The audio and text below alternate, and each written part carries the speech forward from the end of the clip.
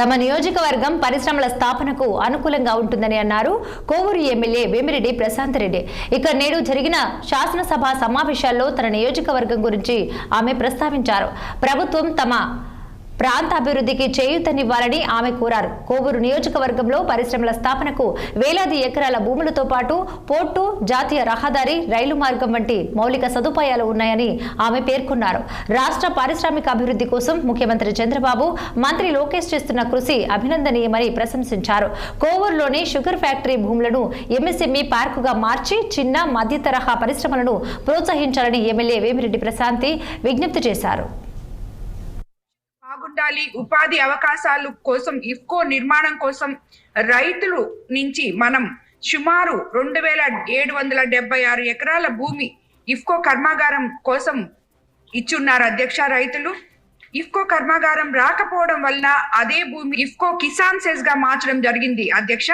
అందులో వ్యవసాయ ఆధారిత కంపెనీల నిర్మాణం కోసం భూములు కేటాయించే అవకాశాలు ఉన్నప్పటికీ ఇప్పటికీ కేవలం గమేషా, కోకోకోలా లాంటి 2 కంపెనీలు మాత్రమే వచ్చున్నాయి అధ్యక్ష. అదే విధంగా అధ్యక్ష, కృష్ణపట్నం పోర్ట్ మరియు నేషనల్ హైవేకి దగ్గరగా కోవూరు నియోజకవర్గ పరిధిలో ఉన్న షుగర్ ఫ్యాక్టరీ భూములు కూడా ఇప్పటి వరకు నిరుపయోగంగా ఉన్నాయి అధ్యక్ష. ఆల్రెడీ ఇది ముఖ్యమంత్రి గారి దృష్టికి, ఇండస్ట్రీస్ మినిస్టర్ గారి దృష్టికి కూడా తీసుకురావడం జరిగింది అధ్యక్ష. ఆ షుగర్ ఫ్యాక్టరీ ఇప్పటికి 13 సంవత్సరాల నుంచి క్లోజ్ అయిపోయింది అధ్యక్ష.